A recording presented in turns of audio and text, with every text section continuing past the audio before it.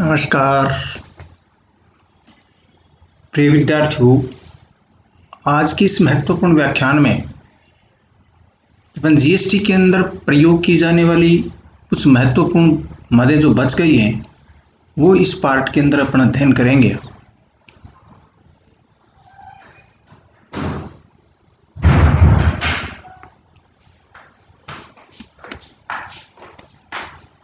एक शब्द आता है व्यक्ति, पर्सन। व्यक्ति से यहाँ अभिप्राय बहुत विस्तृत होता है। व्यक्ति का मतलब ये नहीं होता कि कोई एक आदमी है या एक कोई ह्यूमन बीइंग है। व्यक्ति से यहाँ मतलब होता है वो एक इंडिविजुअल व्यक्ति भी हो सकता है, वो H of Hindu undivided family हो सकता है, इसको अविभाजित हिंदू परिवार कहते हैं। कंपनी हो सकती है, फर्म हो सकती है, निगम, व्यक्तियों का समूह, सहकारी समिति, केंद्र और राज्य सरकार, स्थानीय सत्ता, क्लब, ट्रस्ट, विधि द्वारा स्थापित कोई भी कृत्रिम व्यक्ति जो उपयुक्त में न हो, ये व्यक्ति की परिभाषा के अंतर्गत आते हैं। बार बार एक शब्द व्यक्ति का यूज किया जाता है। व्यक्ति पर कर निर्धारण, व्यक्ति द्वारा ये कार्य पूरा करना। यहाँ व्यक्ति से मतलब जो करदाता जो होते हैं या जिनके ऊपर कर संबंधी प्रावधान लागू होते हैं, वो कोई एक ह्यूमन बीइंग हुए जरूरी नहीं होता, वो कोई भी व्यावसायिक संगठन का स्वरूप हो सकता है, जैसे कंपनी, फर्म, एकाकी व्यापार, व्यक्तियों का समूह, सहकारी समिति। इवन केंद्र और राज्य सरकार भी व्यक्ति की परिभाषा में आएंगी यदि उनके ऊपर जीएसटी संबंधी प्रावधान लागू होंगे। तो एक बहुत विस्तृत परिभाषा है व्यक्ति की। व्यक्ति का नाम जहाँ भी आता है तो उसको आपको ध्यान करना है कि वो किस रूप में, व्यावसायिक संगठन के किस रूप में वह जीएसटी के प्रावधानों को पालन करेगा। नेक्स्ट है व्यवसाय का स्थान, प्लेस ऑफ बिजनेस। व्यवसाय का स्थान से क्या अभिप्राय है? वह स्थान जहाँ से व्यवसाय साधारणतया चलाया जाता है तथा जिसमें माल गोदाम, विक्रय केंद्र या अन्य स्थान जहाँ पर करदाता माल का भंडारण करता है, जहाँ से माल या सेवाएं आपूर्त करता है। तो ये बहुत सिंपल सी बात है कि ये वास्तव में उसका एक तरह से वो जगह है जहाँ व्यवसाय की गतिविधियाँ संचालित होती हैं। मोटे तौर पर हम कह सकते हैं कि व्यवसाय की गतिविधियाँ जहाँ से चलाई जाती हैं, जहाँ से माल और सेवाओं की आपूर्ति ली जाती है, दी जाती है, माल का भंडारण किया जाता है, व्यवसाय को नियंत्रित किया जाता है, तो वो स्थान व्यवसाय का स्थान होता है। या दूसरा व्यवसाय का स्थान जहाँ पर करदाता अपनी लेखा पुस्तकों को संधारित करता है, यानी बुक्स ऑफ अकाउंट्स जहाँ रखी जाती हैं। और तीसरा वह स्थान जहाँ एजेंट के मार्फत व्यवसाय किया जाता है, उस स्थान को भी प्लेस ऑफ बिजनेस या व्यवसाय का स्थान कहते हैं। तो व्यवसाय का स्थान के तीन बातें ध्यान हो सकती हैं। या तो आप व्यवसायिक स्थान जहाँ पर व्यवसाय की गतिविधियाँ होती हैं, दूसरा जहाँ पर बुक्स ऑफ अकाउंट्स को रखा जाता है वो भी उसका व्यवसाय का स्थान कहलाता है, और जहाँ पर एजेंट या उसके अभिकर्ता जो है के मार्फत कोई व्यवसाय होता है तो उसको भी व्यवसाय का स्थान कहते हैं। नेक्स्ट है प्लेस ऑफ सप्लाई, आपूर्ति का स्थान। जैसे कि व्यवसाय का स्थान होता है जहाँ पर व्यवसाय गतिविधियाँ की जाती हैं, माल या सेवाएं ली और दी जाती हैं, वैसे ही आपूर्ति का स्थान भी होता है। ये स्थान माल या सेवा के प्राप्तिकर्ता के व्यवसाय का पंजीकृत स्थान होता है। इससे ये ज्ञात हो जाता है कि आपूर्ति राज्य के भीतर होगी या राज्य के बाहर, यानी आपूर्ति के स्थान यानी प्लेस ऑफ सप्लाई का मतलब क्या हुआ? आपूर्ति प्राप्त करने वाला व्यक्ति जो है उसकी जगह कौन सी है, उसका स्थान कौन सा है, उसका पता क्या है। ये बहुत इंपॉर्टेंट टर्म है क्योंकि इसी के आधार पर ये निर्धारित होता है कि उस पर सीजीएसटी, एसजीएसटी लगेगा या आईजीएसटी लगेगा। यदि उसने आपूर्ति राज्य के भीतर ली है तो सीजीएसटी, एसजीएसटी लग जाएगा। यदि उसने आपूर्ति राज्य से बाहर ली है तो उसके ऊपर आईजीएसटी दे होगा। तो ये बहुत इम्पोर्टेंट महत्वपूर्ण जो है वो टर्म है, इसको आपको ध्यान रखना है। कुल मिला के दोनों में क्या परिवर्तन हुआ वो आपको ध्यान है कि प्लेस ऑफ बिजनेस और प्लेस ऑफ सप्लाई में ये फर्क है। सप्लाई का सीधा संबंध आपूर्ति लेने वाले से होता है। माल को हटाना, removal of goods. Removal of goods का मतलब ये होता है जैसे माल कोई बिक गया, अब वहाँ से जहाँ से माल बिका है या जिस गोदाम में पड़ा वहाँ से माल को रवाना कर देना, उसको हम रिमूवल ऑफ गुड्स कहते हैं।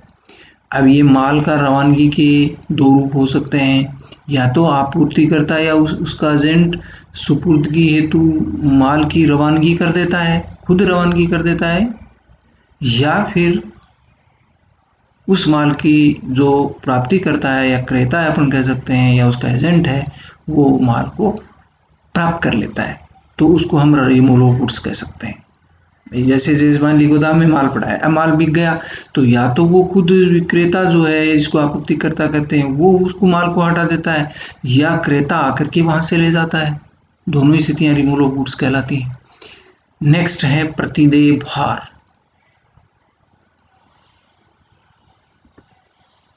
प्रतिदेय भार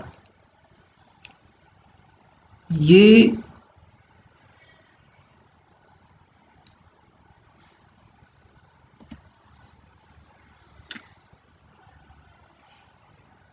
इसको अपन अंग्रेजी में रिवर्स चार्ज कहते हैं। जब देय जीएसटी का भुगतान आपूर्तिकर्ता के स्थान पर आपूर्ति प्राप्तिकर्ता के द्वारा सरकार के खजाने में जमा किया जाए तो इसे रिवर्स चार्ज कहते हैं।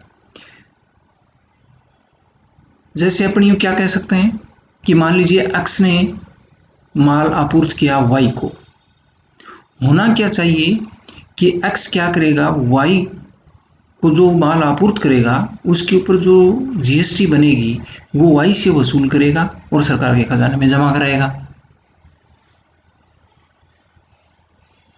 ये जीएसटी के अंतर्गत होता है, लेकिन इसमें उल्टा काम हो रहा है। इसके अंदर एक्स ने माल वाई को आपूर्ति किया, जो काम एक्स को करना था वो वाई कर रहा है, यानी आपूर्ति लेने वाला कर रहा है, आपूर्ति प्राप्तिकर्ता कर रहा है। ये स्थितियां कब उत्पन्न होती हैं? इसके दो मुख्य परिस्थितियां हैं। पहली, जब एक अपंजीकृत आपूर्तिकर्ता पंजीकृत आपूर्तिकर्ता को माल की आपूर्ति करता है। जैसे मान लीजिए एक्स रजिस्टर्ड व्यवसायी नहीं है, पंजीकृत व्यवसायी नहीं है, और वो वाई एक पंजीकृत व्यवसायी है। उसको जब वो माल बेचता है या उसकी सप्लाई करता है तो चूंकि एक्स पंजीकृत नहीं है इसलिए वह जीएसटी का बीजक नहीं जारी कर सकता, टैक्स इनवॉइस जारी नहीं कर सकता, और चूंकि पंजीकृत नहीं है तो उसके ऊपर जीएसटी भी नहीं लेगा। लेकिन चूंकि वाई पंजीकृत है तो जो काम एक्स को करना था वो वाई करेगा। वाई जितनी जीएसटी उसके ऊपर बनती है वो सीजीएसटी, एसजीएसटी या आईजीएसटी सरकार के खजाने में जमा करा देगा, और जितना उसने टैक्स इस तरीके के आपूर्ति लेने पर सरकार के खजाने में जमा कराया है उसके अपने द्वारा यानी वाई द्वारा आगे आपूर्ति करने पर बनने वाले आउटपुट टैक्स में से उसकी इनपुट टैक्स क्रेडिट ले लेगा। तो इससे क्या होगा कि ये जो जीएसटी की चेन है वो आगे तक चलेगी।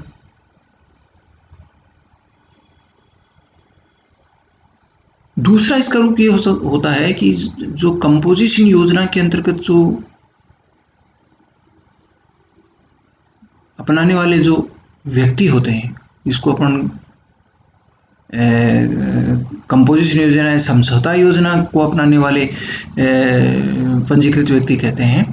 ऐसे पंजीकृत व्यवसायी जो होते हैं उनको जो है जब वे इस प्रकार का माल सप्लाई करते हैं, ऐसी योजना को अपनाने वाले व्यक्ति कोई भी माल सप्लाई करते हैं तो वो भी जीएसटी का सामान्य बीजक जारी नहीं कर सकते।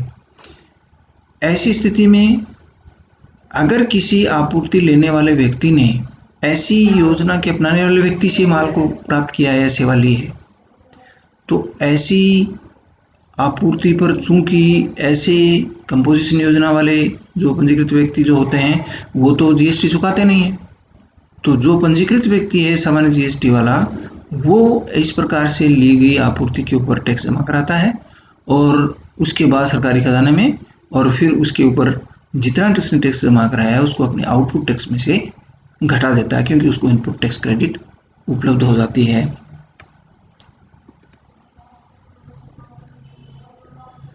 अब नाम जैसे ऊपर आया कंपोजिशन योजना, अभी अपन ने कहा कि भाई ये कंपोजिशन योजना, नाम आया कि भाई ऐसे कंपोजिशन योजना अपनाने वाले व्यक्ति होते हैं वो चूंकि जीएसटी जमा नहीं कराते हैं, लेकिन इनसे किसी ने माल खरीदा तो ये सेवा ली है तो उनको जमा कराना पड़ेगा।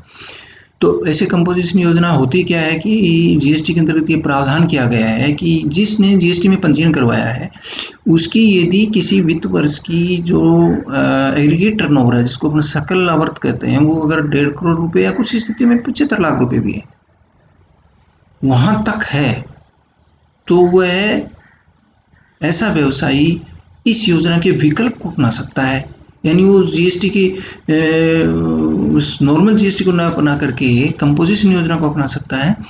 और ऐसी स्थिति में उस पर बनने वाला कोई भी आपूर्ति पर बनने वाला एक टैक्स होता है जो लगभग थोड़ी नीची दर से होता है, यानी लगभग 0.5 से लेकर 5% तक की रेंज में होता है।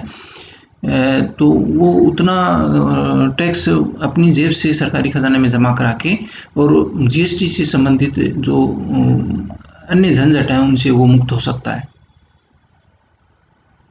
किंतु ध्यान रखने की बात है कि अगर उसने कंपोजिशन योजना अपनाई है तो उसने जो खुद ने जो आपूर्तियां लिए हैं, यानी जो इनपुट से उसके आए हैं, जो परचेजेस उसने किए हैं, उस पर जितना भी टैक्स वो पेमेंट कर चुका जहां से उसने खरीदा था, उसकी वो इनपुट टैक्स क्रेडिट अपनी आपूर्ति में से नहीं ले सकता। नेक्स्ट है निर्माण अनुबंध, वर्क कॉन्ट्रैक्ट। वर्क कॉन्ट्रैक्ट क्या होते हैं? जो भवन निर्माण से संबंधित कोई भी कॉन्ट्रैक्ट होता है, जो भवन निर्माण, मरम्मत, रचना, नवीनीकरण, पुनर्निर्माण, आधुनिकीकरण अथवा किसी भी अचल संपत्ति की स्थापना के संबंध में अनुबंध होता है, तो ऐसी संपत्ति को निर्माण के संबंध में जो कॉन्ट्रैक्ट किए जाते हैं उसको हम निर्माण अनुबंध यानी वर्क कॉन्ट्रैक्ट कहते हैं। वो जीएसटी के दायरे में आता है। यदि भी अचल संपत्ति जीएसटी के दायरे में नहीं है, लेकिन ऐसी अचल संपत्ति को निर्माण के संबंध में जो कॉन्ट्रैक्ट होते हैं वो इस दायरे में है। नेक्स्ट है आपूर्तिकर्ता यानी सप्लाईज। आपूर्तिकर्ता सीधा माल या सेवा की आपूर्ति करने वाला व्यक्ति या उसका प्रतिनिधि सप्लायर कहलाता है, आपूर्तिकर्ता है। और आपूर्ति प्राप्तिकर्ता कौन होता है?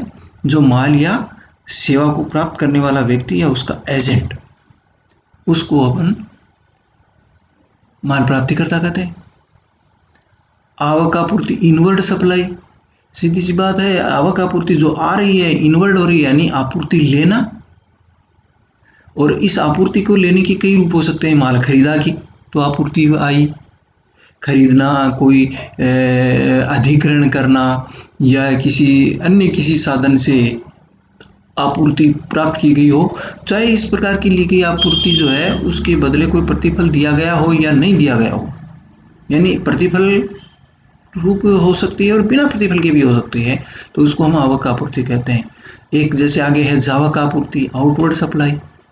आउटवर्ड सप्लाई के अंतर्गत क्या है कि एक व्यक्ति द्वारा माल या सेवा की आपूर्ति करना, और इस आपूर्ति के रूप क्या हो सकते हैं? वो विक्रय हो सकता है, हस्तांतरण हो सकता है, विनिमय यानी एक्सचेंज हो सकता है, लाइसेंस हो सकता है, किराया या पट्टे पर कोई या निस्तारित करना, कोई मतलब जैसे कोई वस्तु को लाइसेंस या पट्टे पर देना, निस्तारण करना, डिस्पोजल जिसको कहते हैं वो हो सकता है, या अन्य कोई भी तरीके हो सकते हैं जो माल या सेवा को किसी पंजीकृत व्यक्ति के द्वारा बाहर भेजना। तो ये जावक आपूर्ति के एग्जाम्पल हैं। ऐसी स्थिति में भी वो प्रतिफल प्राप्त किया भी जा सकता है और नहीं भी हो सकता है। लेकिन इम्पोर्टेंट बात यह है कि जो इस प्रकार की आपूर्ति है वो व्यवसाय के संबंध में, व्यवसाय के दौरान, व्यवसाय की अभिवृद्धि के लिए होनी चाहिए। उचित अधिकारी, प्रॉपर ऑफिसर किसे कहते हैं? बार बार इसमें कई जगह किसी जो अधिकारियों के नाम होंगे या उचित अधिकारी के सामने, जैसे मान लो जीएसटी का आवेदन करेगा, इसके बाद में टैक्स संबंधी रिफंड के लिए करेगा या निरस्तीकरण के लिए करेगा, तो वो उचित अधिकारी के पास आवेदन किए जाते हैं। तो यहाँ उचित अधिकारी का मतलब क्या है कि प्रत्येक स्टेज पर जैसे अधिकारी जो होते हैं, कौन सा अधिकारी किस तरीके का काम करेगा, उसी अधिकारी के सामने वो आवेदन प्रस्तुत होते हैं। तो ये उचित अधिकारी जो है वो जीएसटी संबंधी किसी कार्य के लिए आयुक्त से लेकर के अधिकारी तक बोर्ड के संयुक्त सचिव ने कुछ व्यक्तियों को नियुक्त कर रखा है, और ये जो अधिकारी होते हैं उनको सौंपे गए उत्तरदायित्व का निर्वहन करते हैं। तो उचित अधिकारी का मतलब प्रॉपर ऑफिसर वो होते हैं जो कि जो रिस्पॉन्सिबिलिटी उनको दी गई है वही रिस्पॉन्सिबिलिटी वो करते हैं। जैसे किसी नीचे के अधिकारी की जो रिस्पॉन्सिबिलिटी है वो पूरी करेगा, उससे ऊपर वाले अधिकारी है वो अपनी रिस्पॉन्सिबिलिटी को पूरी करेगा। पंजीकृत व्यक्ति यानी रजिस्टर्ड व्यक्ति क्या कौन होते हैं? जो व्यक्ति सीजीएसटी की धारा 25 के अंतर्गत पंजीकृत है, अर्थात जिसने या तो स्वैच्छिक पंजीयन करा लिया है या जिसके अनिवार्य पंजीयन करा हो गया है, तो जिसने पंजीयन का प्रमाण पत्र प्राप्त कर लिया तो वो पंजीकृत व्यक्ति हो गया। अब वो जीएसटी संबंधी प्रावधान उसके ऊपर लागू होंगे और उसको उन सभी प्रावधानों का पालन करना अनिवार्य होगा। दूसरा नेक्स्ट एंड लास्ट है कर योग्य व्यक्ति, जिसको टैक्सेबल पर्सन कहते हैं। इस टैक्सेबल पर्सन में और पंजीकृत व्यक्ति में बहुत बड़ा फर्क नहीं है। वैसे टैक्सेबल पर्सन जो जितने भी पंजीकृत व्यक्ति हैं वो सभी टैक्सेबल पर्सन के अंतर्गत आ जाते हैं। थोड़ा हम ये कह सकते हैं कि टैक्सेबल पर्सन का एक थोड़ा सा एक विस्तृत रूप हो जाता है, यानी एक ऐसा कर योग्य व्यक्ति जो या तो पंजीकृत है या पंजीकरण के लिए दायी है। एक वित्तीय वर्ष में यदि 40 लाख रुपए, कुछ स्थितियों में 20 लाख रुपए या 10 लाख रुपए की सकल आवर्त होने पर एक व्यक्ति पंजीयन के लिए दायी हो जाता है। इसी प्रकार से अंतर्राज्यीय अगर कोई आपूर्ति है तो भी पंजीयन कराना अनिवार्य होता है, यानी पंजीयन के लिए दायी हो जाता है और वो कर योग्य व्यक्ति बन जाता है। तो कर योग्य व्यक्ति कौन सा हुआ? या तो एक पंजीकृत व्यक्ति या जो पंजीकरण के लिए दायी है, उसने नहीं कराया पंजीकरण लेकिन उसका पंजीकरण करने का दायित्व था कि उसकी इस सीमाओं को उसकी आवर्त क्रॉस कर गई तो उसको पंजीकरण कराने वो टैक्सेबल पर्सन बन जाता है, यानी वो टैक्स के लिए दायी हो जाता है। और तीसरी महत्वपूर्ण कैटेगरी एक और है जब वो टैक्स के लिए दायी हो जाता है। जैसे एक तो आपने बताया कि इंटरेस्ट रेट सप्लाई जो होती है उस स्थिति में भी उसको पंजीयन कराना अनिवार्य होता है, उसके लिए दायी हो जाता है, वो टैक्सेबल पर्सन बन जाएगा। एक विपरीत प्रभार प्रणाली के अंतर्गत अपने देखा था कि जब रिवर्स चार्ज के अंतर्गत अगर किसी को कर का भुगतान करना पड़ता है, जैसे एक्स ने वाई को माल सप्लाई किया था और एक्स अगर पंजीकृत था तो वाई को पंजीकृत होगा तभी वो विपरीत प्रभार के अंतर्गत कर जमा कराएगा। यदि एक्स भी है पंजीकृत है और वाई भी है पंजीकृत है तो विपरीत प्रभार नहीं बनता। तो विपरीत प्रभार तभी बनता है जब पंजीकृत को सप्लाई की जाती है, और पंजीकृत को जब सप्लाई किया है पंजीकृत ने तो डेफिनेटली वो पंजीकृत है तो उसको सारी जिम्मेवारी आती है, वो एक कर योग्य व्यक्ति माना जाता है और ऐसी स्थिति में भी उसको जो है वो कर योग्य व्यक्ति की श्रेणी में लेते हैं। तो क्योंकि उसको पंजीयन करवाया तभी तो विपरीत भार के अंतर्गत उसने टैक्स जमा करवाया था, इसलिए वो कर योग्य व्यक्ति की श्रेणी में आ जाता है, यानी टैक्सेबल पर्सन की श्रेणी में आ जाता है। तो ये अपने सभी जो मदें थी लगभग आपके कवर हो गई हैं। ये मदें, ये इम्पोर्टेंट टर्म्स हैं, आपको बार बार जब भी इन टर्म्स के बारे में आगे कहीं समझ में नहीं आए तो आप इन टर्म्स को उचित रूप से अध्ययन कर सकते हैं या देख सकते हैं, जिससे आपको आगे के प्रावधानों को समझने में आसानी रहेगी। आज का कार्य इतना ही। आगे के जो सिलेबस से संबंधित विभिन्न बिंदु हैं उनको हम आगे के लेक्चर में कवर करते रहेंगे। धन्यवाद।